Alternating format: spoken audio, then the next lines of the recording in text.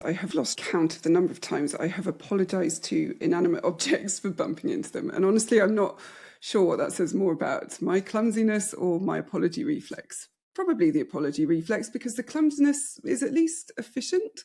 I walk into the corner of the kitchen table, I say sorry to the kitchen table, I carry on with my day. The table does not require an apology. The table's fine, and the table is in fact a table.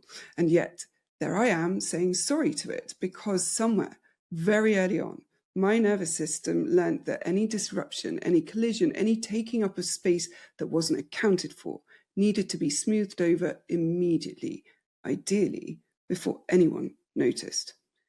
And you know exactly what I'm talking about, because I imagine you do it too. You apologise when someone else bumps into you in the supermarket. You apologise before you ask a question in the meeting. You apologise for things that aren't your fault, for things that aren't even things, for the weather, for the traffic, for the fact that the person on the phone has had a bad morning that started before you rang. If you actually ring, because who actually likes ringing if you've got autism, ADHD? But anyway, you say sorry as a punctuation mark. You say sorry when you mean excuse me, when you mean thank you, when you mean I have an opinion and I'm bracing for the consequences of the fact it disagrees with yours. You apologise preemptively for the thing you're about to do that hasn't happened yet and might not even need apologising for. And then if it does end up needing an apology, you apologise again. And then you apologise for apologising too much. And somewhere in the middle of all of that, you've lost track of what the original thing even was. This is episode 3, and we're calling it You Apologise for Existing, which sounds dramatic until you actually clock how often you do it. Last week, we ended on self-abandonment, the way you've kind of been trained to override your own signals in favour of someone else's reading of the room. And the apology reflex is one of the most visible ways that pattern shows up in your behaviour. It's self-abandonment with a verbal tick. I know you've been asking yourself, am I the problem? Let's find out with me, your host, Helen Villas.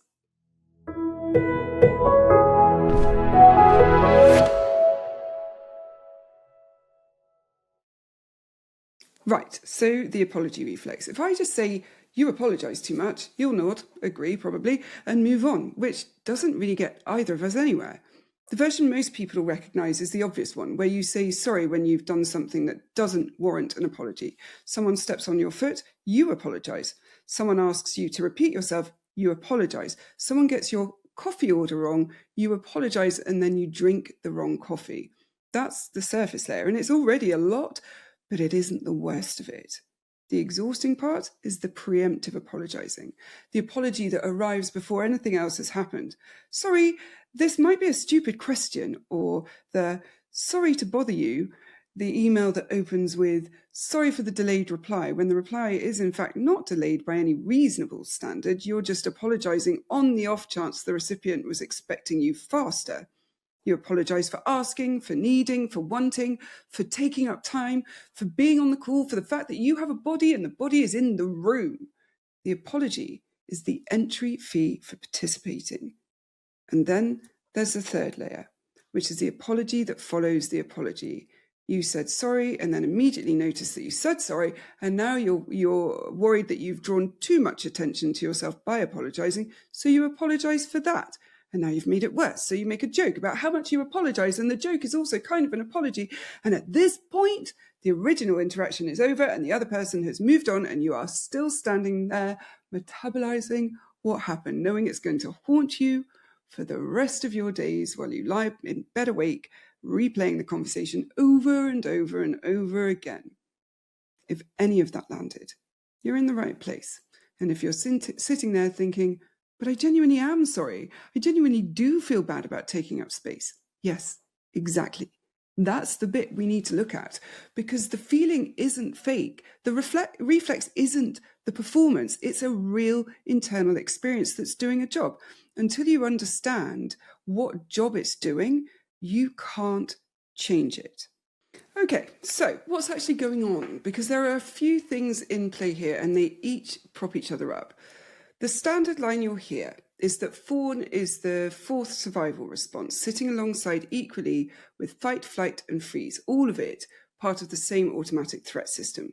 I don't agree with this. I've said so publicly plenty of times, and I want to say it here again because the difference actually matters for whether you can do anything about the apology reflex or not. Fight, flight, freeze happen below the level of conscious thought.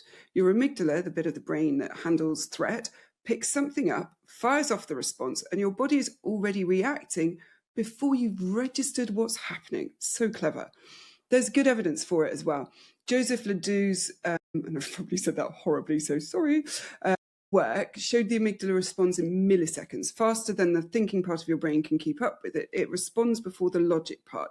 So Kahneman calls, again, probably butchered that too, again, sorry, calls the same thing system one, the fast, automatic, unconscious bit that runs constantly without you noticing. You don't have to hear the tiger growl, you actually can't hear it, to know it's there. Literally, your body doesn't know, your ears can't hear the tiger growling, but your body and brain know it's there.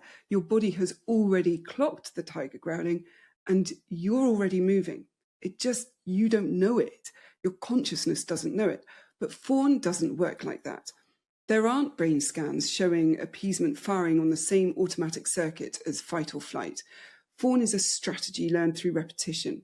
Once you've worked out over hundreds of small interactions as a kid that fighting back makes things worse and running isn't an option and freezing leaves you stuck with the threat still standing over you, the only thing left that actually shifts the situation is appeasement. So that's what you do. And because it works, you keep doing it. And eventually you do it so often you stop noticing when you do it. And the reason this distinction matters, the reason I bang on about it so much, is that it's the difference between something you're stuck with and something you can change. The amygdala is going to do what the amygdala does. You can't talk it out of being an amygdala. That whole automatic kind of threat system isn't really up for negotiation. Fawn is. If you learned it, you can unlearn it. Not easily, not quickly, but it's possible because the same processes that built the pattern in the first place can be used to build a different one. That's not me being optimistic. That's just how learning works. So when I'm talking about the apology reflex, I'm not talking about your nervous system firing in the way it would as if something flew at your face. I'm talking about a strategy your nervous system worked out over time in response to a parent whose mood you couldn't predict. The urgency around the apology is real. The discomfort if you try not to apologise is real, but it isn't the same kind of automatic thing as ducking when that thing is flying at you. It's much more changeable than that, which is good news, actually, because most of what we're trying to do in the rewire depends on the fact that this is learned, not hardwired. And here's how it gets built. If you grew up in an environment where the adult in charge is unpredictable, where their mood determines whether you're safe or not, your nervous system works out very quickly that managing that adult's mood is the most important job you have. Fighting back doesn't work because they're bigger and they hold all the power. Running doesn't work because you're a child and you live there. Freezing might work in the short term, but it doesn't actually resolve anything. What does work, what reliably brings the threat level down, is appeasement, apology, compliance, making yourself small and pleasant and useful. So that's what gets reinforced, not because you chose it, but because it worked. And this is just behavioural conditioning. It isn't mysterious. A behaviour that reliably gets you what you need, in this case, less danger, less threat, gets repeated and strengthened. The brain is doing what brains do. The problem is that it happens so early and so consistently that the behaviour became automatic, and now you're 38 years old, apologising to a kitchen table, or 47 in my case. Then there's the autistic social rule learning piece. This is where the wiring really matters, because if you're autistic or you have a lot of autistic traits, you tend to learn social behaviour as explicit rules rather than picking it up by osmosis. Non-autistic children absorb social norms through some kind of combination of observation, intuition, and feedback that they barely notice happening. Autistic kids more often learn social rules the way you'd learn the rules of a board game, explicit, codified, and quite often quite rigid. Apologising is a brilliant rule from this perspective. It's unambiguous in that the rule is if there's any chance you've done something wrong, apologise. The outcome of apologising is generally positive or at least neutral, and the outcome of not apologising when you should have is unpredictable and potentially catastrophic. So if you're risk averse, and most autistic children in unstable households are very risk averse, you apologise constantly because the cost of apologising too much is low and the cost of apologising too little is high. The rule works. It reduces uncertainty, and it isn't actually irrational, which is why just stop apologising. Doesn't work for autistic people, by the way. You're not asking them to drop a bad habit. You're asking them to delete a rule that's been functioning to keep them safe in unpredictable social situations for 30 odd years. And you haven't given them anything to replace it with. They'd be mad to do that.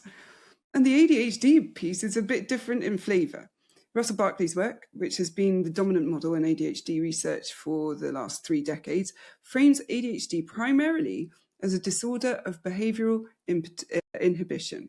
That, the bit of your brain that's meant to pause before you do the thing, that's the bit that's underpowered.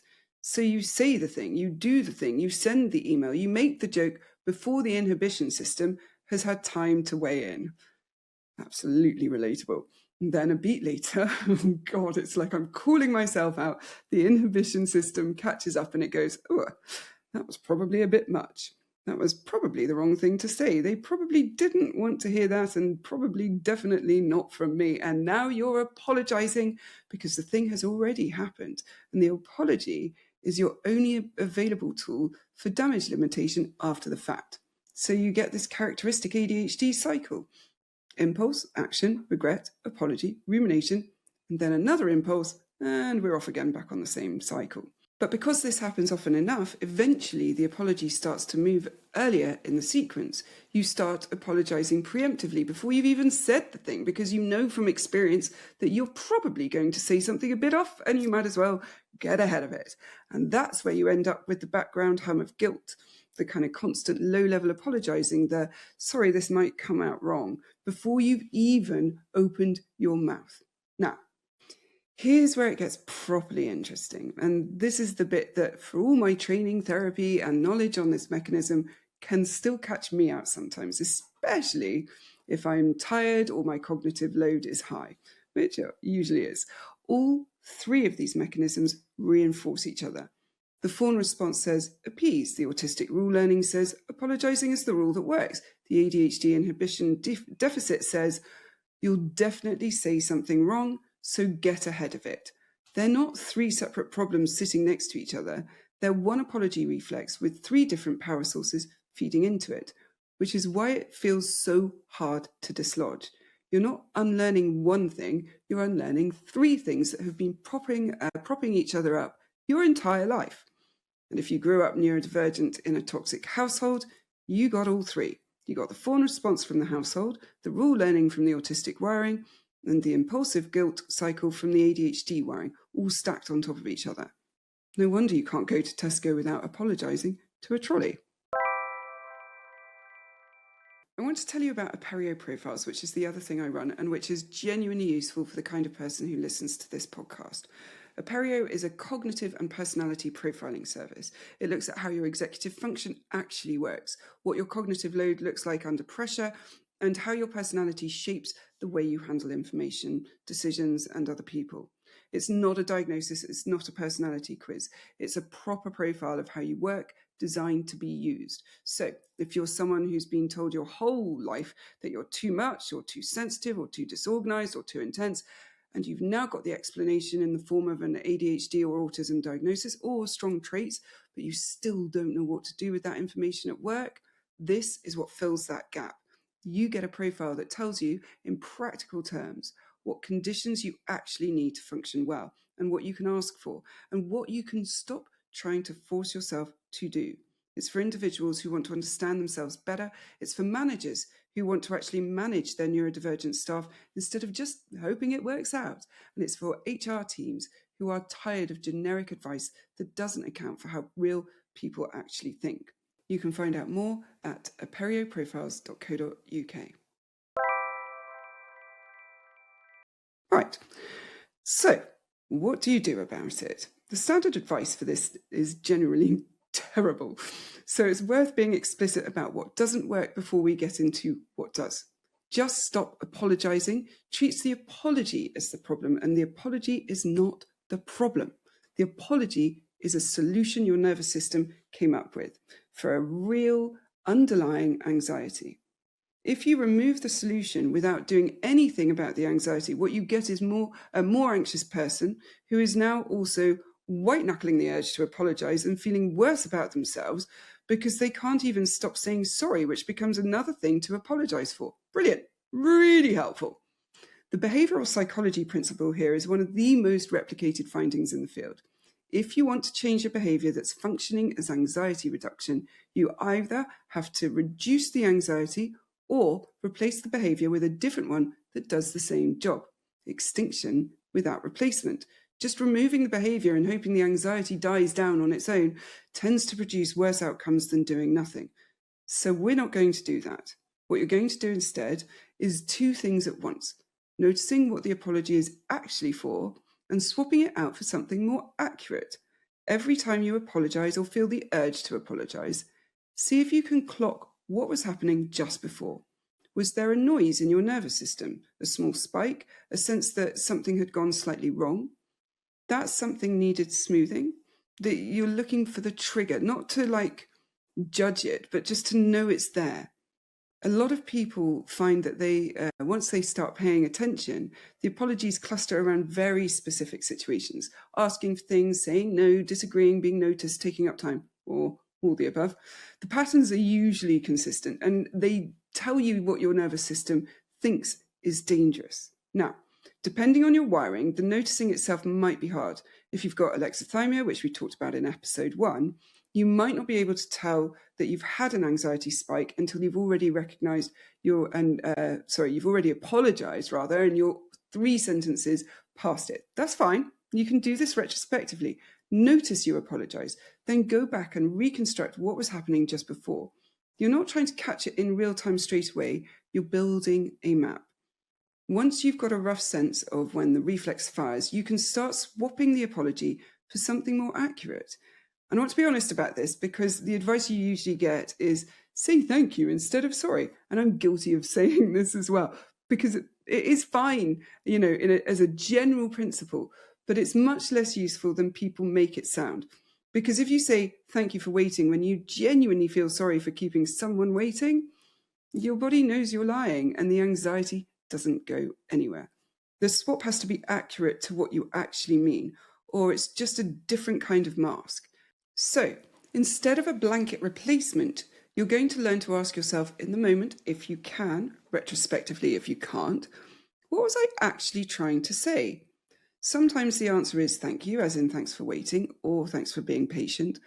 Sometimes it's excuse me, as in excuse me, can I get past? Sometimes the answer is nothing at all, and the situation does not require commentary. And sometimes the answer is, I have an opinion that's different from yours, and I'm going to say it now. And the apology was a verbal flinch in anticipation of conflict. The point is to find out what you actually meant and then say that instead. This is genuinely slow work, by the way, and I'm not going to tell you it takes 6 weeks because it doesn't. It takes months and months, partly because the reflex is so deeply conditioned and partly because you have to keep doing it under live conditions, in the supermarket, in the meeting with your mother-in-law, with the person on the phone who's already in a bad mood. There's no quiet practice room for this. The practice happens in the wild while everything else is also happening.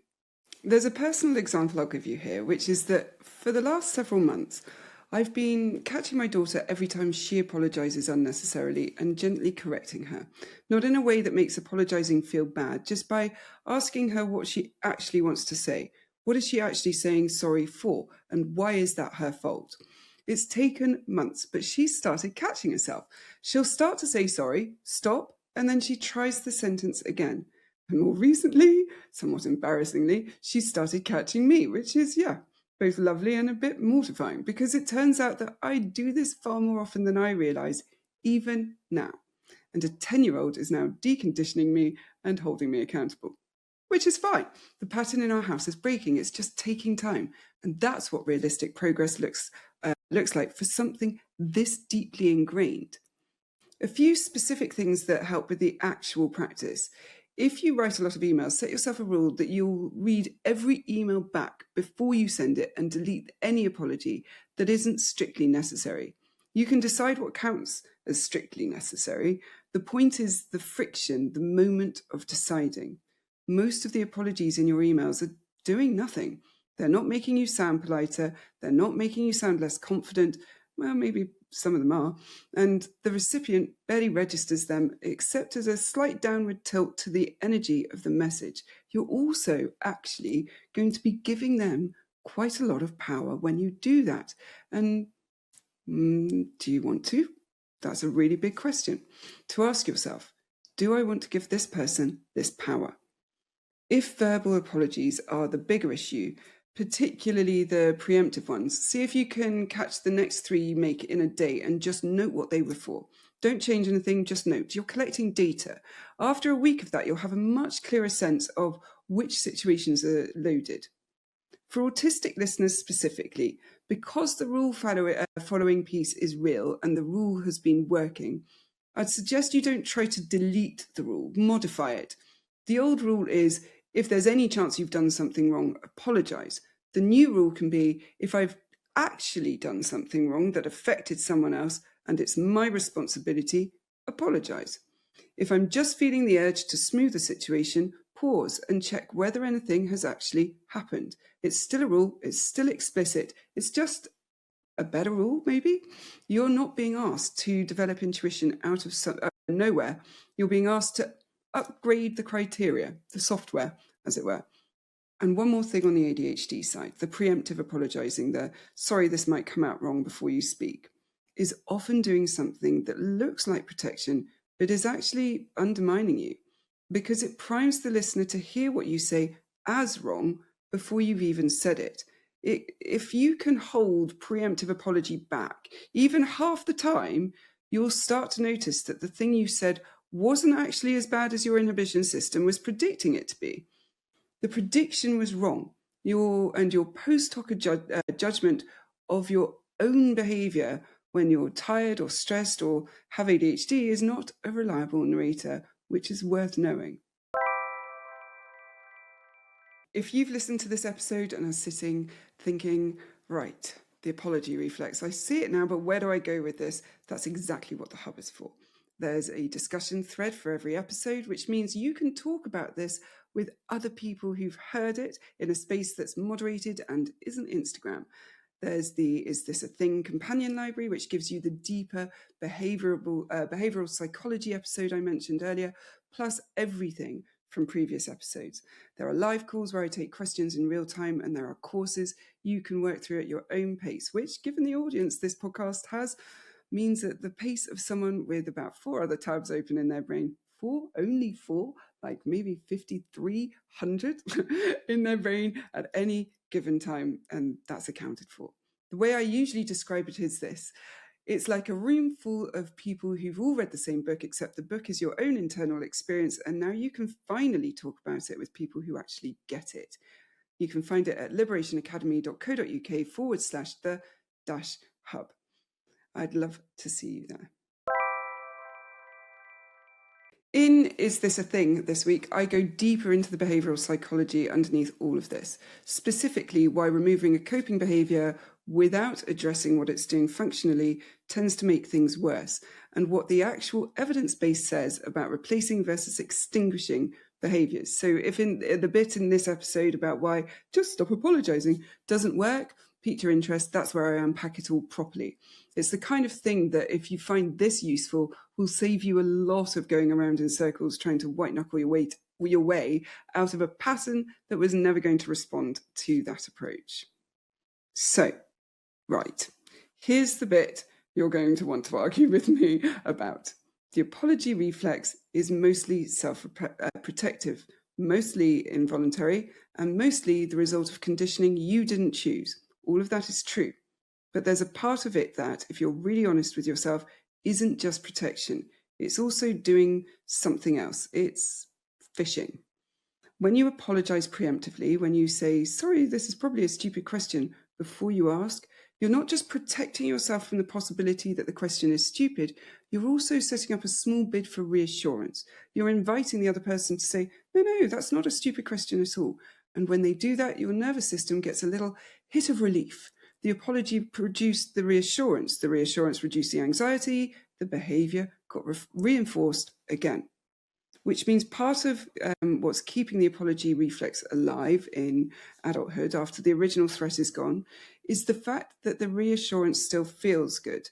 You're not just running on old wiring, you're also, in a small way, using other people, mildly, not maliciously, but you are extracting emotional regulation from them on a constant low-level kind of drip. And you're doing it by presenting yourself as more uncertain or apologetic than you actually need to be, so that they'll prop you up.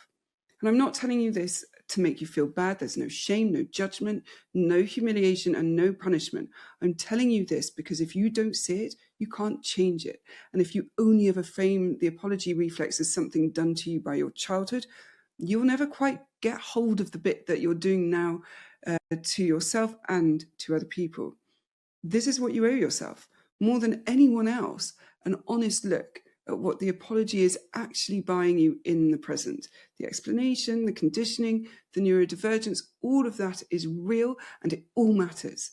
But it's the starting point for change, not a resting place. If you're using it as a resting place, you're choosing to keep the pattern. And you don't have to. You really don't. It's amazing when you choose not to, too. Next week, we're talking about preferences, specifically, what do you do when you genuinely don't know what you like, what you want, or what you choose?